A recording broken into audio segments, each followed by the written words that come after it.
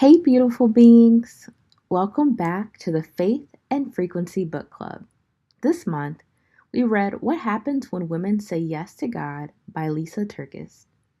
At its core, this book asks a simple but challenging question. What would happen if we stopped waiting until we felt ready and started saying yes to God right where we are? As I was reading, I kept coming back to the idea that many of us want clarity before commitment. We want the full blueprint before we take the first step. We want certainty before obedience. But faith has never really worked that way.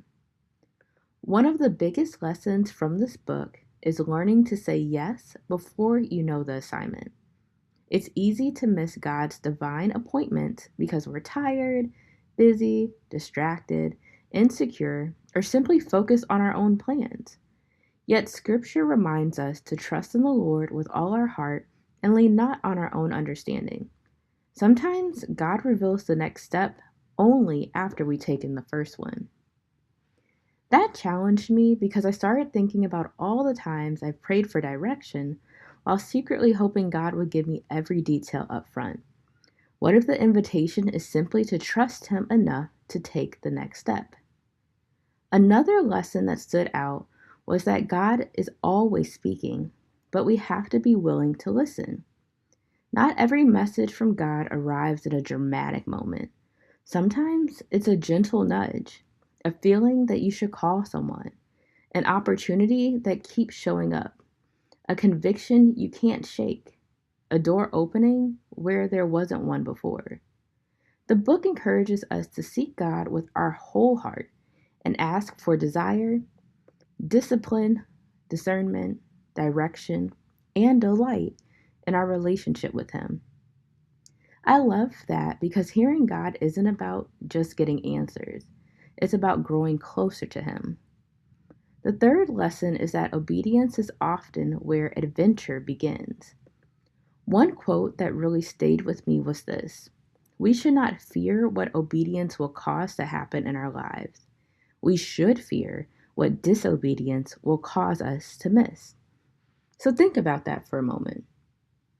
How many blessings, lessons, relationships, opportunities, and moments of growth might exist on the other side of our yes? So often we focus on what obedience might cost us, but what if we start focusing on what it could open up? The book reminds us that God is not looking for perfect people, He's looking for willing people. And perhaps that's why so many of God's stories begins with ordinary people simply saying yes. Another theme woven throughout the book is surrender. Many of the things that keep us from saying yes have less to do with God and more to do with us. Fear of failure, fear of criticism, comparison, pride, the need for approval, the desire to stay comfortable. I don't know about you, but that part hit home. Because sometimes we can spend so much time worrying about what other people think that we lose sight of what God is asking. One of my favorite reminders from the book is that God's words are the truth of who we are and the essence of what we were created to be. That connects so deeply to what we talk about here on Faith and Frequency. Frequency is not about becoming someone you're not, it's about aligning with who you were created to be. The more we release fear, comparison, pride, and control, the more clearly we can hear God's direction for our lives. Another idea that kept showing up throughout the book was trust. Trust when you can't see the outcome. Trust when the dream feels bigger than your abilities. Trust when resources seem limited. Trust when obedience feels uncomfortable. One of the most powerful reminders was that God often calls us into things that are beyond our own strength so that we can witness His strength at work within us. And maybe that's why saying yes matters so much. Every yes creates space for God to move. Every yes stretches our faith. Every yes reveals more of His character.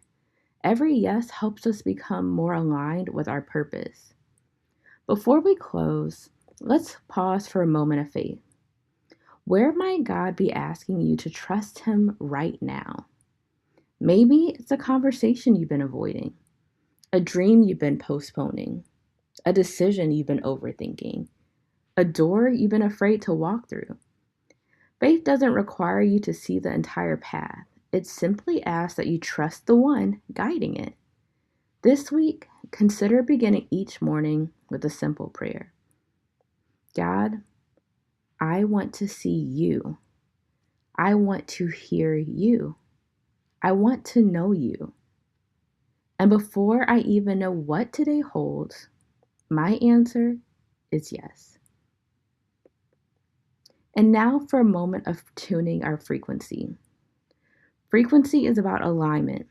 When we are consumed with fear, comparison, people pleasing, or the need to control every outcome, we create interference that makes it harder to recognize God's direction. But when we surrender, listen, trust, and obey, we begin aligning ourselves with the purpose God placed within us long before we arrived here. This month, pay attention to the nudges. Pay attention to the whispers. Pay attention to the opportunities that stir something in your spirit. Not every invitation from God arrives with flashing lights and certainty. Sometimes it arrives as a quiet question. Will you trust me enough to say yes? When you shift your thoughts, you shift your frequency. When you shift your frequency, you shift your life. Stay in tune, stay aligned, keep showing up inside out, and most of all, keep reading with faith and frequency.